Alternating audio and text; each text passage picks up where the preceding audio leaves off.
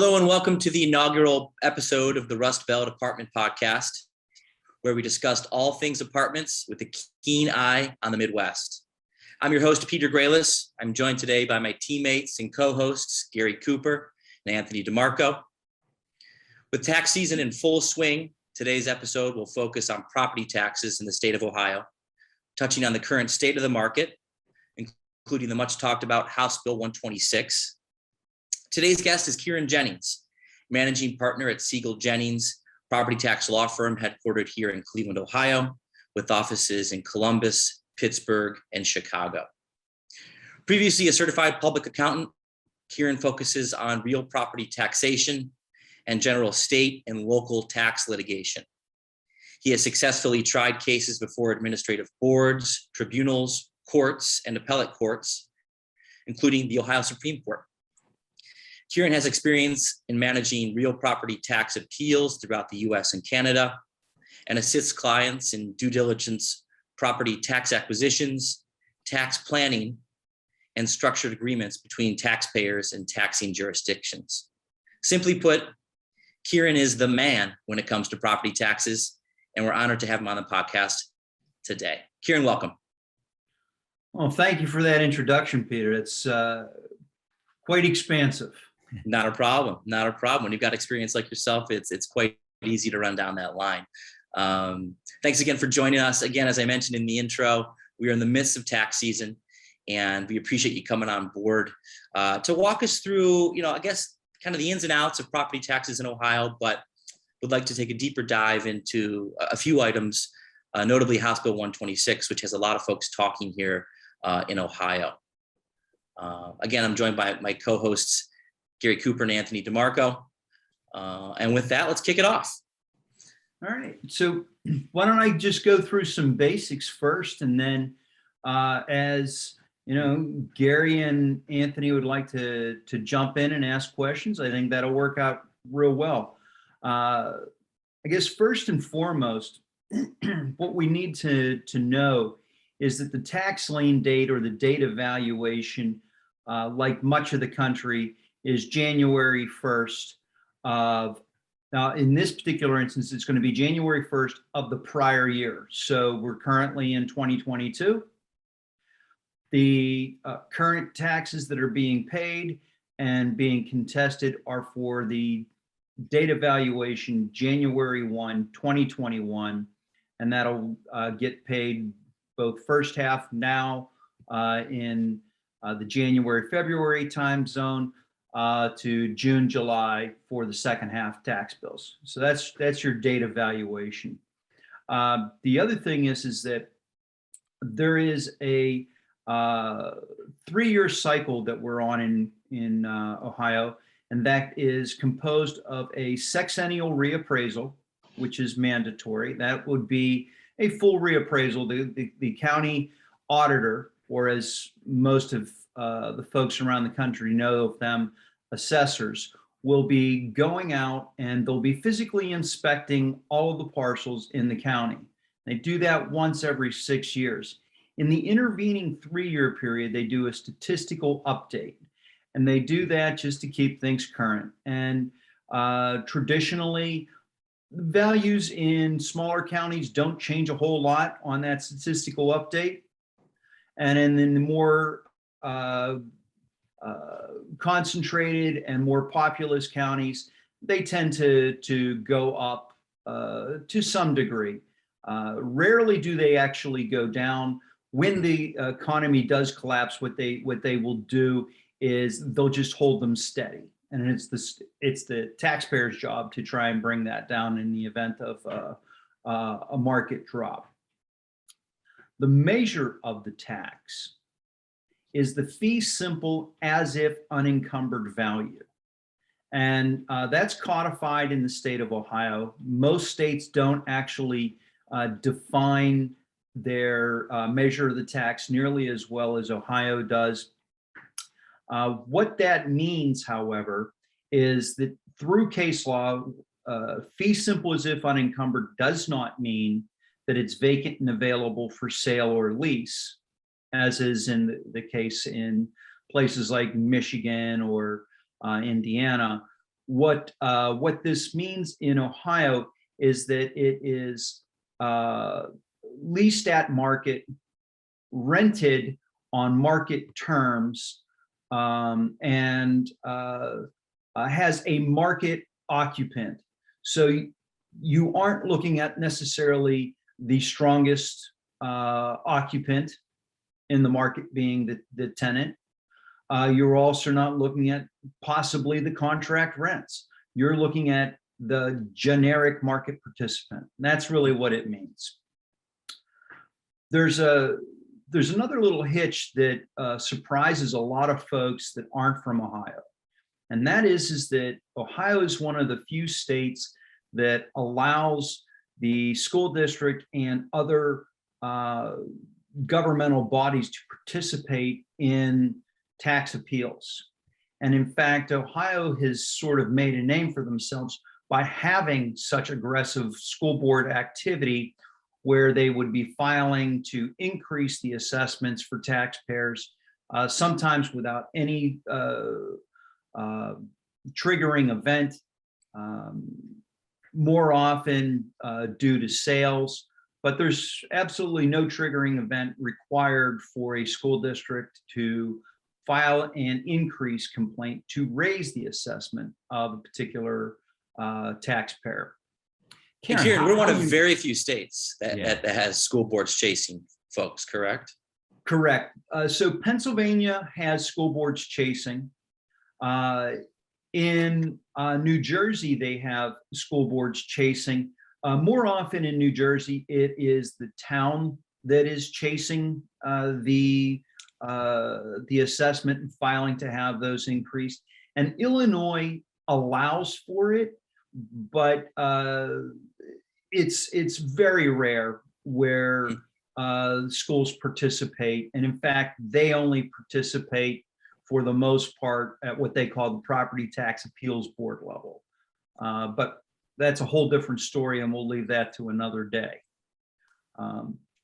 So that's pretty much the nuts and bolts of the system. There is one other thing that someone that's new to Ohio should be aware of, is that when you file a deed in Ohio, again, much like the majority of the states around the country, there's a transfer tax. We call it a conveyance fee.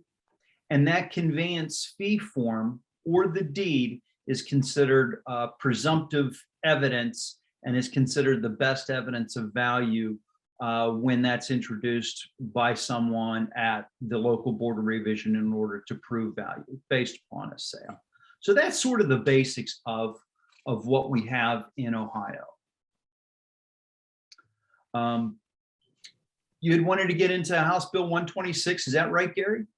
Yeah, no, I think we do. And again, just to sort of follow up on that discussion, I spend probably, and I'm sure my colleagues here too, about an hour a day talking about property taxes. Not necessarily because we have anything to do with property taxes, but it's probably the biggest component of valuation and the sort of the biggest bogey on what could potentially happen in terms of Ohio investment real estate. So, the tax planning aspects of it, obviously explaining how it works, but then the question becomes, hey, is there anything that I can do about it? And, again, they sort of seem amused about how much the school boards, come after folks here in Ohio. And so why don't we talk a little bit about that before we get into, what dreams may come with a passage of House Bill 126 and what that might entail. So first off, many of your listeners won't know this, but our firm comes from a different sort of perspective than most, because we are owners and operators of multifamily, grocery anchored retail, and office and industrial. We are market participants. So when I talk to you about, what someone might be able to do, this is the same type of things that we look at for ourselves. And we always take the position of being in the shoes of the taxpayer, in the shoes of the owners, because we are in your shoes. Sure. So when we're buying a particular property, one of the things that we're very aware of is making a good allocation. So again, back to the measure of the tax being the fee simple as if unencumbered value. We're going to take that to heart. The other thing that we're going to take to heart is that the tax is on real estate. It's not on personal property. It's not on business value.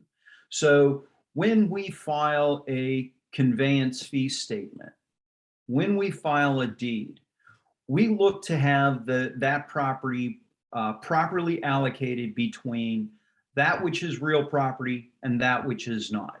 And we use the definitions of the state of Ohio and the definitions that have been borne out by case law. This isn't GAAP. It's not IRS reporting. It's not SEC reporting. When Or cost segregation, correct? Because again, cost segregation is a big topic nowadays. Absolutely. And a cost segregation study is a great place to start, but it's not the end all to end all. So in a cost segregation study, you'll have shorter lived assets being depreciated faster. That doesn't necessarily mean that they are non-realty. It just means that they have a shorter life, like the roof or lighting in a parking lot or whatever, for the various things that a cost seg study will take and give a shorter life to. It would be things like personal property or business fixtures. So a business fixture in Ohio is something that is affixed to the real estate. It's a fixture, and typically in the world of accounting and GAAP, that would end up becoming realty. But if that fixture only presents value to the business therein, it is not something which is realty. So think of perhaps conveyor systems that are in industrial properties. Again,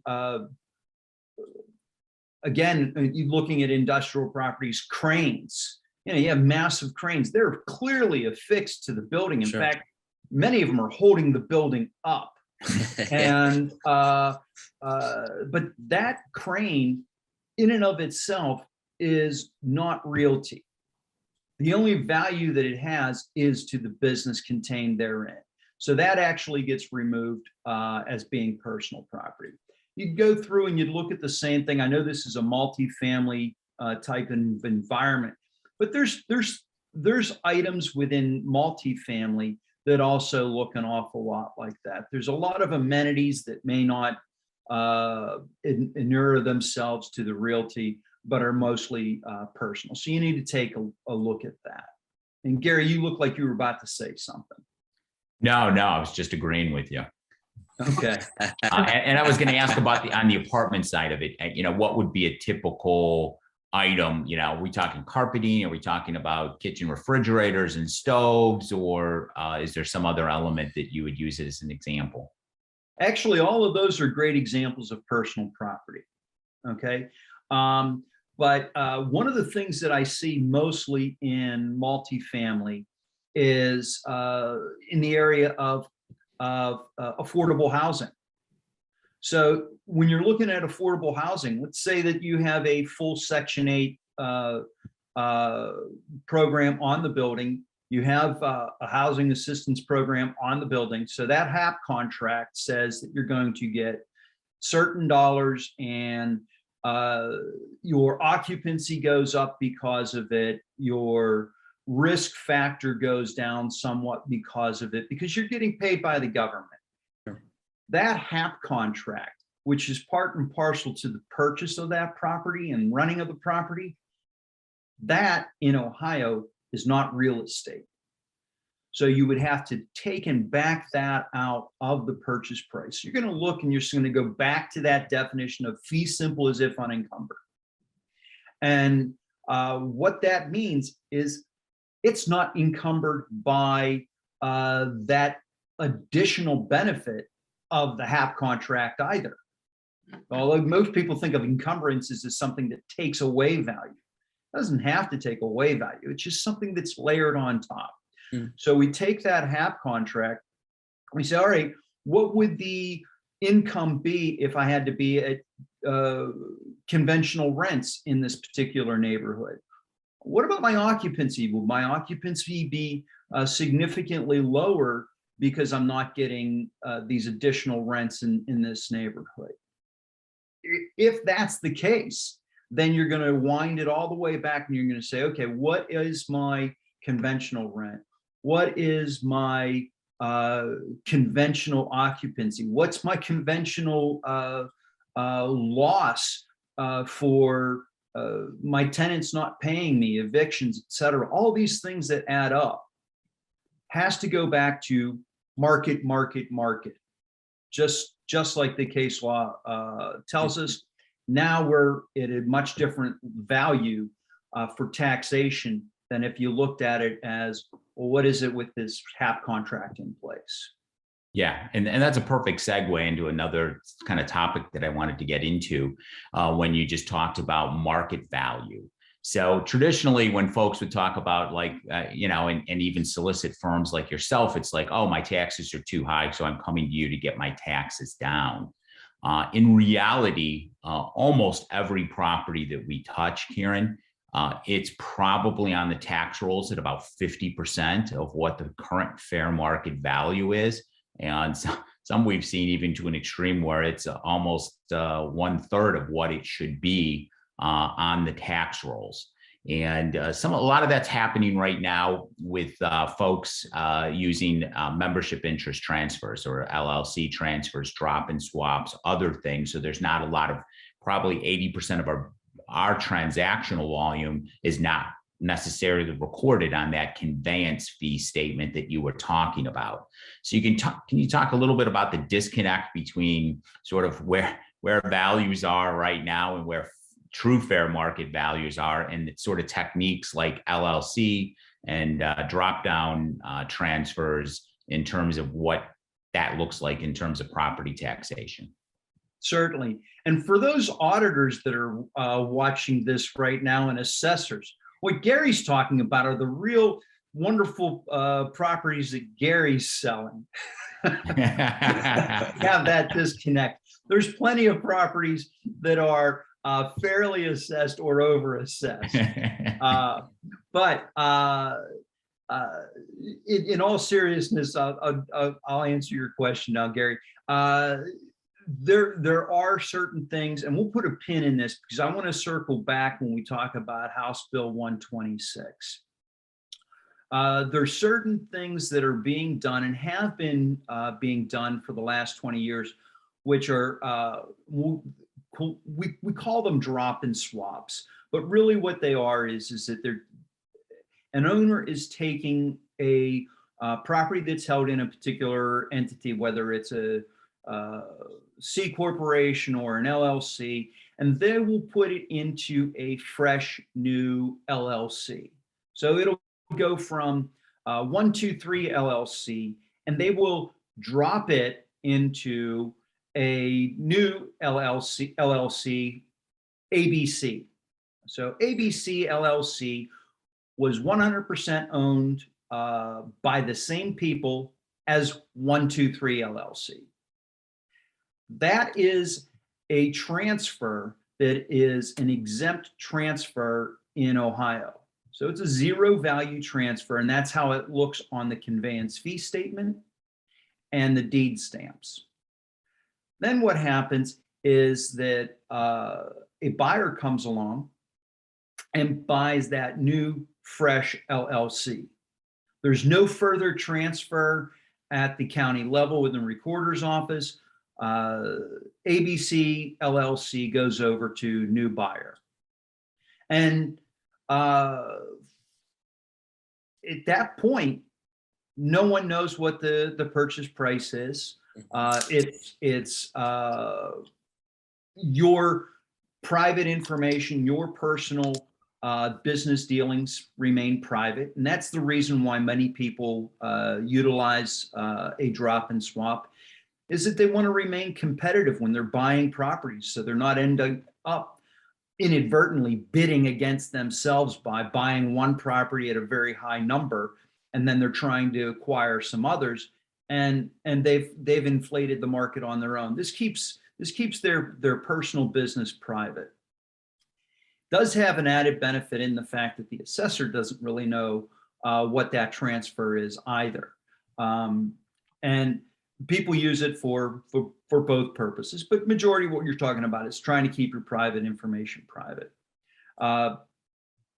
Does that work to keep it private from the assessor?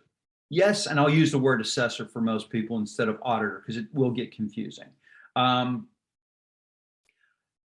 It helps, but in many of the more populous counties, their school district attorneys are filing complaints. And what they're doing is they're looking to find not only properties that have transferred, as Gary pointed out, above the current assessment, but they're also looking for that zero value transfer. And they're taking that and they're saying, oh, this looks like a drop and swap to me.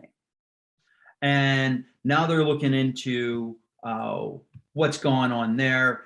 They can investigate it. They can file an increased complaint, and then through that increased complaint, engage in discovery and find out further information in order to try and raise the value. It's actually a good segue, if you want, Gary, to jump into 126. Yeah, no, absolutely. Perfect. I think that's, and what we've seen on those drop and swaps, Kieran, is that, a lot of these school boards, we'll see folks go to the new mortgage value, because usually the new mortgage value is higher than what the fair market assessed value was on the property. So that's usually a pretty easy win, because I'm assuming if I come to you and say, hey, I just did a drop and swap and the county's going to 75%, what do I do? I think your advice would be very different than if the situation was, the circumstances were a little different. Yeah, actually, just as an aside, before we get into 126, one of the things that we have done is if we're, and this is really, it's not good, I don't think, for the economy, but for our own personal well-being. What we've done with refinancing even is that we haven't taken money out, and which leaves money off the table, not generating more money in the economy. It's not very good for it. But we've not taken money down on refinances where we know the tax district or the school board attorneys are very aggressive.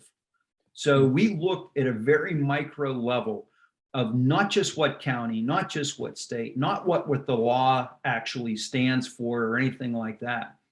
We'll go right to who is the attorney in charge for a particular school district, not the law firm, but the individual attorney. We know them so well that we can determine who's going to look at these mortgages, and who's going to file for, what type of discovery, and how are we going to plan for that. So you're absolutely right. They look at the mortgages and they can sort of reverse engineer it. If someone were to have a 50% mortgage and someone reverse engineers it up to what they think the purchase price is, my advice has often been, we're going to do nothing. We're just going to let things go as they should. And if the school board attorney is looking to raise the value to 75% of what we paid, I don't want to engage with them. If we engage with them, they can engage in discovery. Let them get the win. It's 75% of what we purchased. And we're going to be going away very happy because we're not going to be able to prove something that's lower than that. So you have to know very well who's on the other side of the fence. So that's a good point. Now, to 126, did you want to go ahead and say, I'm sorry. There was one other thing I wanted to get into, just because we've seen it more often now, is we're talking about the drop-in swaps. We're seeing folks actually buy the existing LLCs, even with that potential intrinsic liability, so that there is no conveyance statement whatsoever. And we're seeing folks also assume mortgages that necessarily aren't advantageous, that you could get better financing today. But for the same fear that you talked about, it's like, hey, if we have an existing mortgage, we buy the existing entity, we're going to stay off the radar screen a little bit more. Yeah, the likelihood that you completely escape the tax boogeyman, I guess. Oh, you can never completely escape the tax boogeyman, but buying the existing entity, if you're looking at this with the metaphor of tracks in the sand, if you buy the deed, well, you just ran a bulldozer through the sand. Everyone sees it. Okay, so if you do a regular transfer, it's out there. If you do a drop and swap, you're leaving some footprints. If you do complete the existing entity transfer and you buy the existing entity, you have very few tracks in the sand. So that's the preferable way to do it. And you brought something up about the liability that the existing entity could have. The way I look at that, using the metaphor of the tracks in the sand, if you purchased it with a deed and you eliminated that potential liability, you have pretty close to a 95% chance that you're going to have that tax liability for the increase in assessment that's going to have a retroactive feel even. Remember, our tax lien date is January 1 of 2021. So if you bought a property today and you did a deed transfer, you would owe the increase not only for 2022, but you would know the increase for the year that you didn't even own the property. So people will buy the entity and avoid what is an absolute known that you're going to have that increase in taxes. So you sort of weigh it and you go, okay, I know that my assessment's going to go up to a certain level. If I do it the traditional way, if I do it a non-traditional way, they may not go up. And the boogeyman of the potential slip and fall that might be there, you have to weigh that and say, okay, I'm going to price my risk accordingly. But from our standpoint, when we look at it, we know that one is 100% and one is a maybe. It's like walking through two doors. One says lion is in here, and the other one says there may be a lion in here. So you have to walk through one of the two doors. I know which door I'm going through. Indeed. Perfect metaphor. And one thing I know we keep bringing up House Bill 126, but before we get to that, I wanted to bring up something I think is important as part of this discussion is, and Kieran, if you could explain a little bit about, obviously there's two ways to handle some of these tax disputes, right? One is litigation and going through the various process. The other is negotiation. What does that look like in terms of your practice? And maybe, again, does it depend on the school boards? I'm assuming the school board lawyers, you mentioned them before, the county, who else gets involved, and how does that interplay between, going, straight in litigation versus negotiation? Okay, so we again look at it from the standpoint of who we are, which is we're investors. We invest in businesses, we invest in real estate, and we look at every situation holistically and say, who are my competitors on the other side, and what are my facts. So if I have the facts of, say, a single tenant net lease property, and it's a real strong tenant with above market rental rates, I'm going to go the litigation route because I think I can beat them. Because my facts play out well for me, because it's fee simple as if unencumbered. When you're litigating something like that, the first thing you're going to do is you're going to look to kill the sale. So you have to defeat the sale. After you defeat the sale, then you have to prove your value. If I am buying something that is raw land, it's vacant, it's available, and it is the highest and best use is whatever I think it is. I don't have much of a case in my facts at that point. I have very little that I can argue about. And the law says that the purchase is presumptively the best evidence of value. And that's actually in the code, that it says that a sale is the best evidence of value. It's not the only evidence, but it's the best. In that particular instance, I'd be much quicker to jump straight into negotiation, try and get a deal done, and see what I can do, because my facts don't play out. So it's an adage that many people have heard. When you have the facts, argue the facts. When you have the law, argue the law. When you don't have either, boy, you're down to Yeah, exactly. you break out your tap dancing shoes. Yeah. But I think the important thing to note there is that there is potentially negotiation that can happen. And so who your counsel is matters because of the connections and because of what that process is, and being able to cut a deal instead of, again, having to go to court.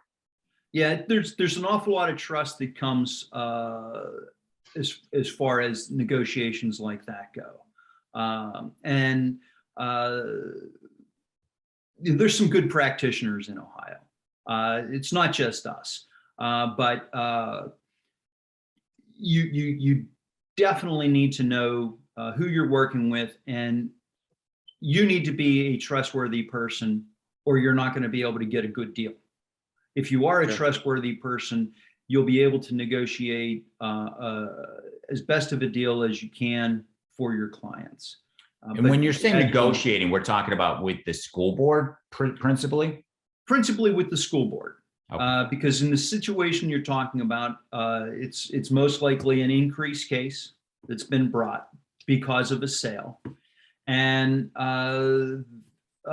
people have negotiated, and the negotiations end typically with a payment going directly to the school district.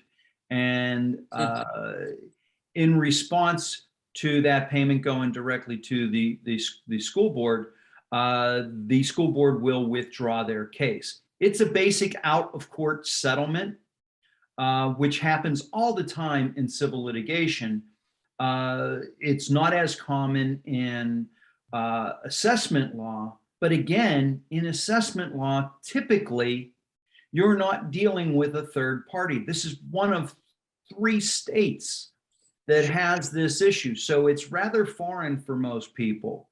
But there's an attorney general's opinion on it that clearly sets out that these negotiations are perfectly legal currently. Sure. Okay. Currently. And the reason I say currently is that there is this House Bill 126 that we've been sort of nibbling around the edges. And I think it's probably time we jump Perfect on time. that. What House Bill 126 is proposing is that it would eliminate the ability for these school districts to file cases to increase the assessment on taxpayers. So it's going to reflect pretty much what it is in the majority of the states. They just simply won't be a party to it. They won't be a party to initial complaints. House Bill 126 is still going to allow the school boards to participate and defend when a taxpayer would bring a particular action. It does one other thing. House Bill 126 will prohibit the ability for the school board to appeal a favorable decision, favorable to the taxpayer. That's the only kind of favorable decision I know.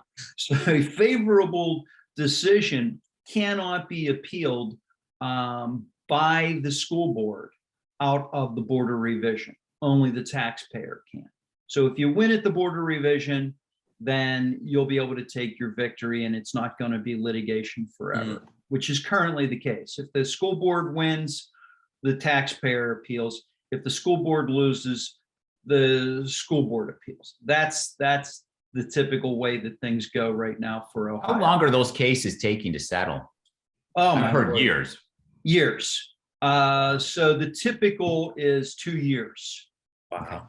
Okay. When things get really backed up and there's this bug going around, I don't know if you guys heard of it. They're calling it COVID. It's backed some things up, and it's taking longer. So you could have cases that go years and years. How long is it taking for the adjustments or the reassessments to happen? Or in your experience, like how long after that triggering event are people like starting to appeal their taxes? Because I think that's a big question for an out-of-state investor is how, if I'm projecting a tax increase, how long is that going to take? Is it happening right away? Is it happening in 3 years? What does that look like? So traditionally, it looks like the following. First off, the date to file the complaint. It's probably very timely to say this. The filing deadline is March 31st. So March 31st, 2022 is the filing deadline for a January 1, 2021 data valuation appeal. The school boards traditionally file it. If you purchased it in February, they would be filing the complaint in March. If you purchased it in, late March or April, it'll be the following year. Okay, so there's a little bit of timing and a little bit of grace for that. As far as the pace goes, in more populous counties, it takes longer, year, maybe 2 years. In a smaller county, put your seatbelt on, it's going to go fast. You might find that there's been a board of revision decision by midsummer, early fall, and that increase, if it's prior to the second half bill coming out, it's going to be rolled into that next second half bill, and you're going to have that retroactive increase for the full year. If it's after that, some counties will send out an omitted tax bill, which will be, in the middle of the year, and it'll have that increase put in it. And then other counties will wait until the following year, and you'll get roughly 2 years worth of increase all at once. So you have to look to see where, what's going to happen in what location. Sure. And the nice thing is it's not even consistent year over year. It's mostly consistent, but we can only tell you what we've seen from history, because sometimes a new auditor comes in and they decide to do it differently. They have that ability. Where does House Bill 126 stand right now in terms of the process? So it is currently sitting, the Senate passed it. It initiated in the House, hence House Bill 126, but that House Bill 126 went from putting a few roadblocks up saying that the school board had to get approval from the full board in a public meeting, which was sort of a roadblock in making sure that the school board knew what their attorneys was doing. And then in the Senate, the amendments that were put in are all of the things that I said, with the respect of eliminating the school board's ability to appeal, et cetera. It is now waiting for the House to reconcile with that, those amendments the Senate put in. There is talk in the hallways about adding a prohibition to drop and swap, which I think has a pretty decent chance of getting put into that bill at the House. And then it would, of course, have to be signed by the governor. So it's up in the air, but it had a tremendous amount of momentum before. And we'll have to see if it continues to have momentum. The one thing about legislation, which our firm has a decent amount of experience in trying to shape property tax law for all in Ohio, if a bill sits for a long time, it's not good for the bill. Sure. You know, it could die. It could get changed yet again. There's all sorts of things that can happen. So right now it's sitting, and every week I'm told, yeah, it's likely to go to committee and come out this week. But I've heard that for like 4 or 5 weeks now. It's pretty close, but we don't know when it's going to happen. Great. When you said prohibiting drop-down transactions, do you mean that they would just then be taxed, or you couldn't literally do a drop and swap, or you'd have no reason to do it if they're taxed? Or yeah, so there's a number of different things. This came out of an old House Bill 449, and in 449 they were looking to try and actually prohibit it. okay. And there was a bunch of different languages. It was it needed some wordsmithing to smooth it out, but it died.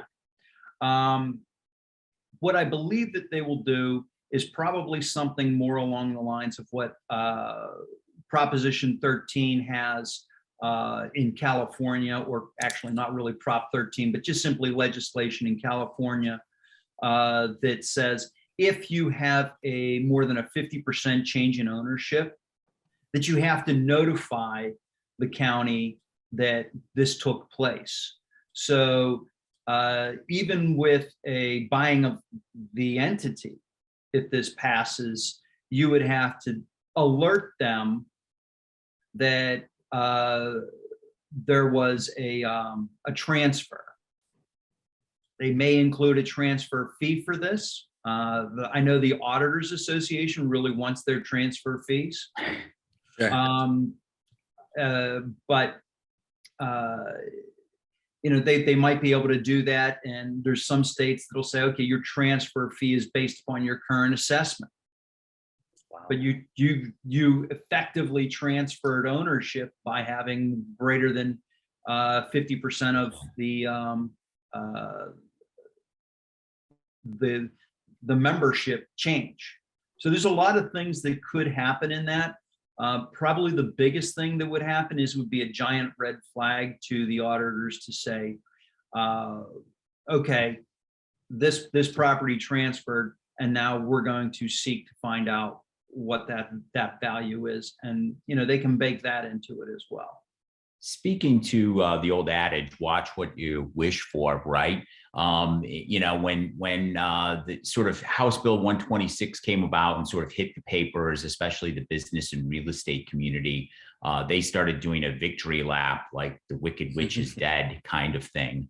And, you know, sort of celebrating the moment that hey, that this was going to bring, all of a sudden they weren't, they looked almost at this like extortion, like all of a sudden all of that was going to go away, and this was going to be the greatest thing since sliced bread in terms of creating not necessarily transparency, but at least predictability on property taxes. Do you agree with that, or was that a victory celebration that shouldn't have happened?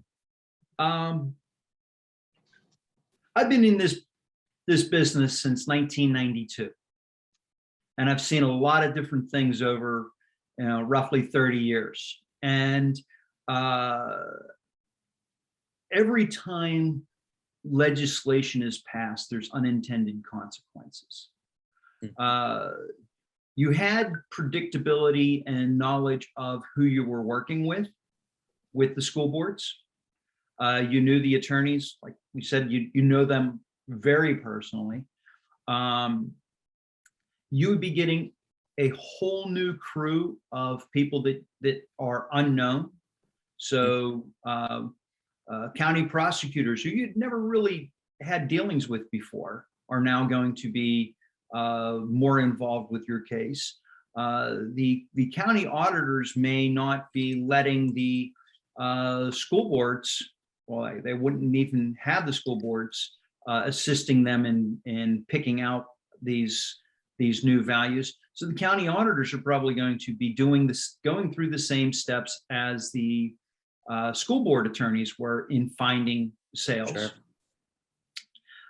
But what you won't have is the ability to negotiate directly with them to do something like a direct pay, and then in the future, the assessments continue to stay low, and you have predictability from that point forward.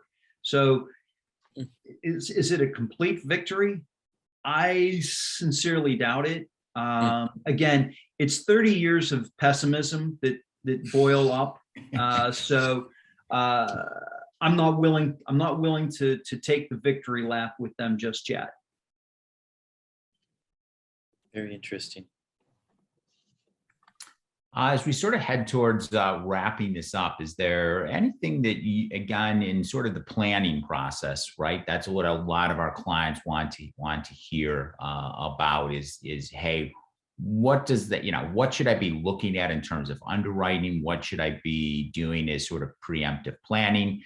Because Kieran, as you know, in a typical practice of law, right, your clients come to you after they've made whatever decision they needed to make, and then you've got to live with the consequences. What can folks do sort of preemptively, and how should they be looking at this? And how does your firm, or do you guys provide advice in that sort of segment of the business? Sure. So right now, again, things are in flux with House Bill 126. So I'll take this and bifurcate it into two pieces. In the event that House Bill 126 doesn't pass and everything stays the same, I would very much be looking at drop and swaps and buying existing entities still. And even if it's going away, until it does go away, I would do that because, again, back to the door that says lion is inside, and there may be a lion inside, I'm going in the door that says maybe. Sure. It's very helpful. If you're able to negotiate a settlement because of that, it's helpful. But if you walk through the door that says lion and you just file a deed, you know what you're going to get. Yep. Now, in the event that that's how you do have to transfer it, one of the things that I would be interested in doing is making sure that you have proper allocations. And I would also have my eyes open as far as the language in the purchase and sale agreement. I want to pay the taxes that's on my watch, not the taxes that were on yours. Often it's based upon the last available tax duplicate. That's the typical. You might ask for as finally determined because you anticipate that there's going to be a challenge to those taxes. So you might do things of that nature. Proper allocation, if let's say that you're buying student housing or you're buying assisted living or something like that that has a lot of business value. You know, people think about student housing as being multifamily in nature. It has a lot of similarities to the hotel and assisted living because there's so much business intertwined with student housing as opposed to traditional multifamily. You might be able to take and get an appraisal that's going to break down those pieces. And again, the law says that this is an ad valorem tax. That means that it's a tax on property. The only property that's taxed in Ohio is real property. So you want to make sure that you're carving this up so that you're only paying on what you should be paying. So the conveyance it's a statement that you case-by-case. mentioned earlier, who fills that out and who's responsible for that? So it is filled out and is responsible. The responsible party for filling out the conveyance fee statement, oddly enough, is often a clerk from the title company. They're filling it out, and I've had plenty of folks that have gone through the steps of making allocations and getting everything dialed in, only to have someone that hasn't been brought into the conversation be the person who's the last step. Yeah. And then it all disappears. Yeah. So you want everyone on your team to know what's going on. That's a very good point, Gary.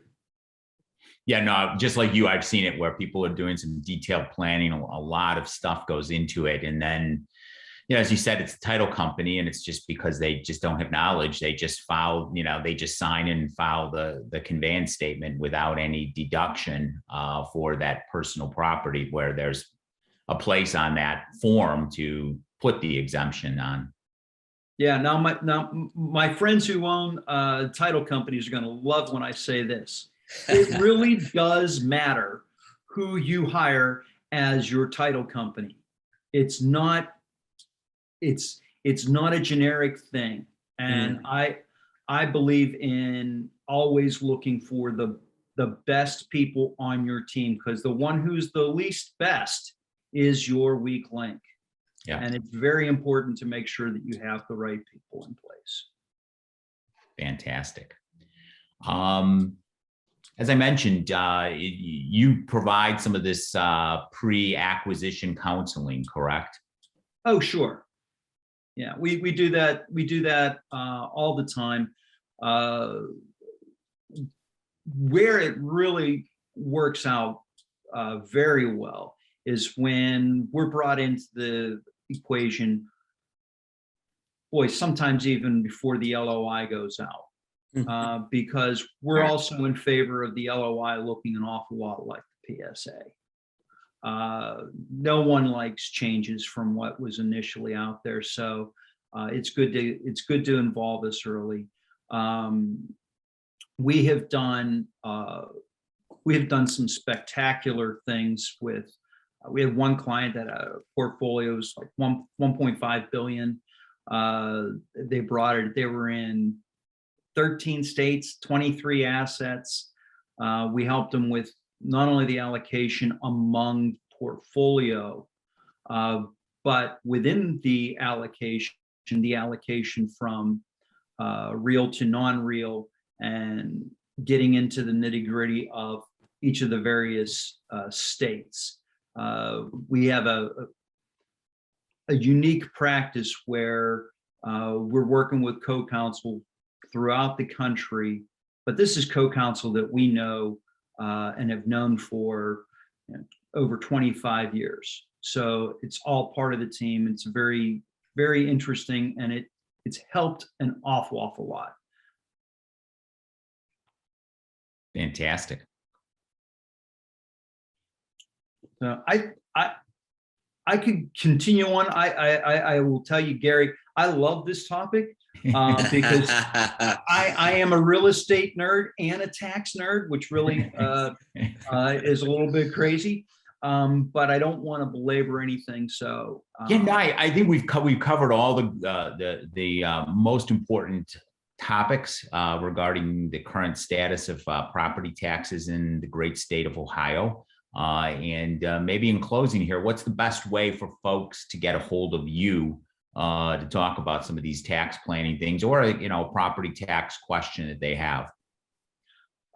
Really, the easiest way to do it is that I'll give you the website and the phone number, and we have a whole team that's working on things, and we work collaboratively within the firm. So when you're working with me, you're working with the whole firm. It's not, we aren't in individual silos like a traditional law firm. The website is seigeltax.com, and it's SIEGELTAX.com. And our phone number is 216-763-1004, and that'll get you to the Cleveland office. As Gary said, we have folks in Columbus, Cleveland, Illinois, Pennsylvania. Fantastic. All right. Kieran, we appreciate your time. Much. Very informative. As you mentioned, we could sit here all day for hours and hours and talk about this, but I think what we consolidated into the 60 minutes is extremely informative. We'll also encourage folks to reach out to you and your team if they have any further questions or want to get in touch. All right. Fantastic. Thank you. Thank you. you All very much. Thank you. On behalf of the Cooper Multifamily team, thanks for joining us on this inaugural episode of the Rust Belt Apartment Podcast. We'll see you next time. Thank you. Thanks, guys. Bye.